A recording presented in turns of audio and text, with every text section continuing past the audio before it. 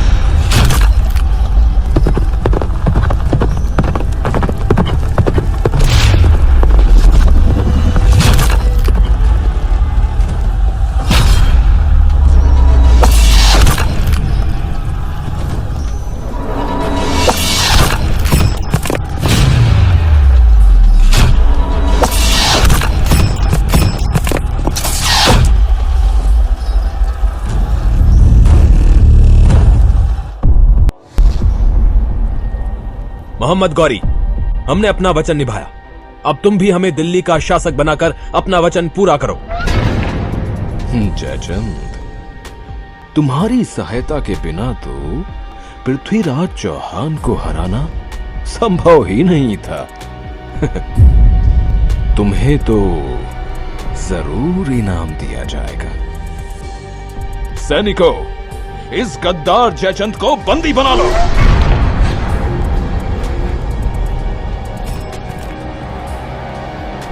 गौरी, ये तुम क्या कर रहे हो? तुम्हें यह विजय मेरी वजह से मिली है। तुम इस तरह मुझे धोखा नहीं दे सकते। जयचंद, मुझे यह विजय तुम्हारी आपसी फूट से मिली है, समझे? जो अपने मुल्क से गद्दारी कर सकता है, वो हमारे साथ भी गद्दारी करने से पीछे नहीं हटेगा। सैनिकों, इसकी गर्दन काटकर बीच चौराहे पर लटका दो और लिखकर टांग दो, गद्दार जयचंद। गौरी जयचंद को चौराहे के बीच मरवा देता है और दिल्ली की सारी दौलत हड़प कर पृथ्वीराज को बंदी बनाकर गजनी लौट जाता है।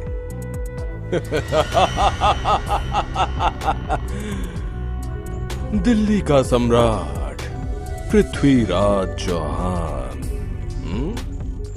आज हमारे सामने जंजीरों में जकड़ा बंदी बनकर खड़ा है।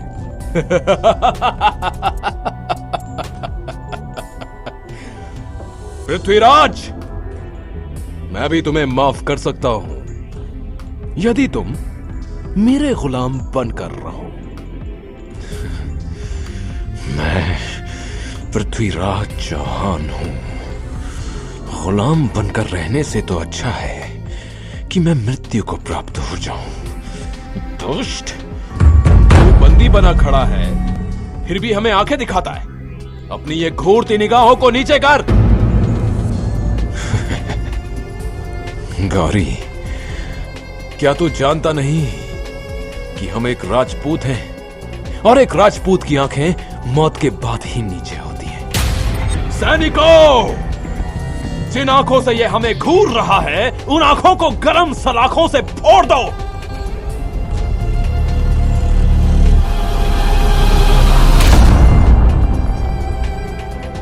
हम इसे इतनी आसानी से मृत्यु दंड नहीं देंगे। इसे बंदी गृह में डाल दो। इधर दिल्ली में पृथ्वीराज के राजकवि चंद बरदाई अपने सम्राट की दुख भरी खबर सुनकर चिंतित होते हैं। मैं अपने मित्र को मरने नहीं दूंगा। मैं उनकी जीवन रक्षा के लिए गजनी जाऊंगा।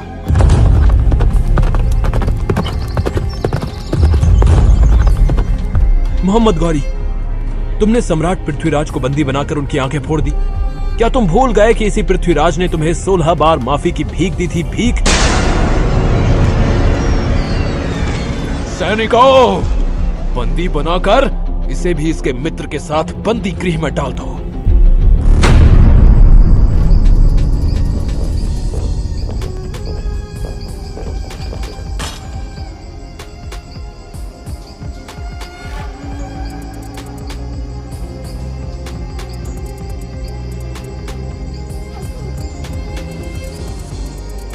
मित्र, मैंने जीवन में गौरी को 16 बार माफ करके गलती की।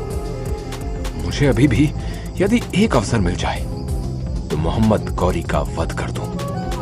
सुना है सुल्तान तीरंदाजी के खेल का आयोजन करा रहे हैं, जिसमें अनेक धनुर्धारी हिस्सा लेंगे। मित्र, सुना आपने? गौरी ने तीरंदाजी खेल का आयोजन किया है, जिसमें आप भी हिस्सा लेकर शब्दभेद धनुर्विद्या से गौरी का वध कर सकते हैं। हमें यह अच्छा मौका छोड़ना नहीं चाहिए।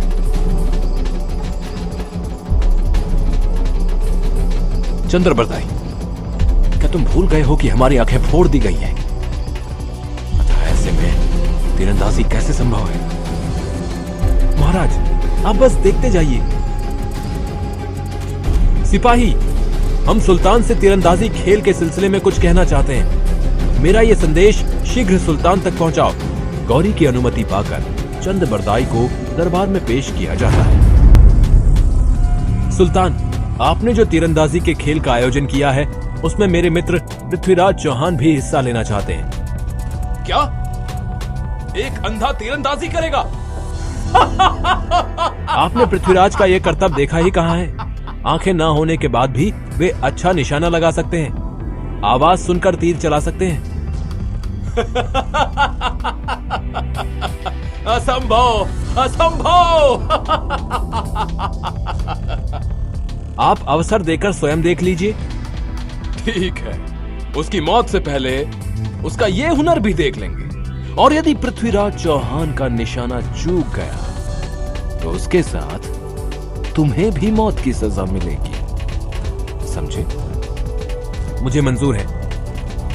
गौरी को परास्त करने का आपको एक सुनहरा अवसर मिला है।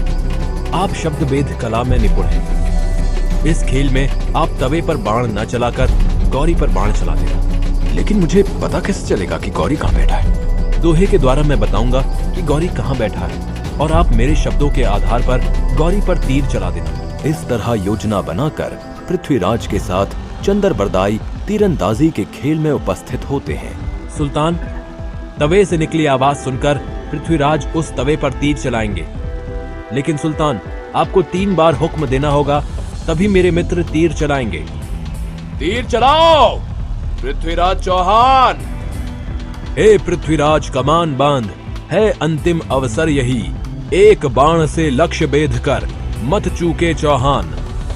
4 बास 24 गज, अंगुल अष्ट प्रमाण। ता ऊपर सुल्तान है, मत चूके चौहान। लगाओ निशाना, निशाना साधो पृथ्वीराज।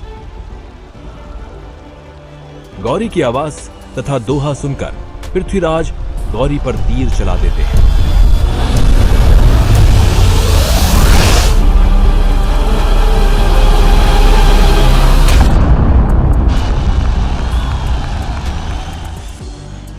मैंने अपने अपमान का बदला ले लिया चंद्रबरदाई, मैंने अपने अपमान का बदला ले लिया।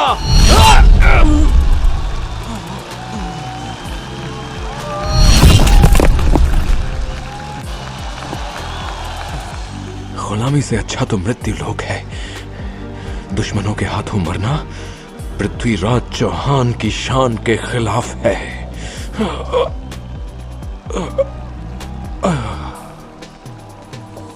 पृथ्वीराज चौहान और चंद्रबरदाई ने योजना बनाई थी कि गौरी को मारने के बाद अपने स्वाभिमान की रक्षा हेतु हम अपने प्राण त्याग देंगे। अतः दोनों ने एक दूसरे का वध कर दिया।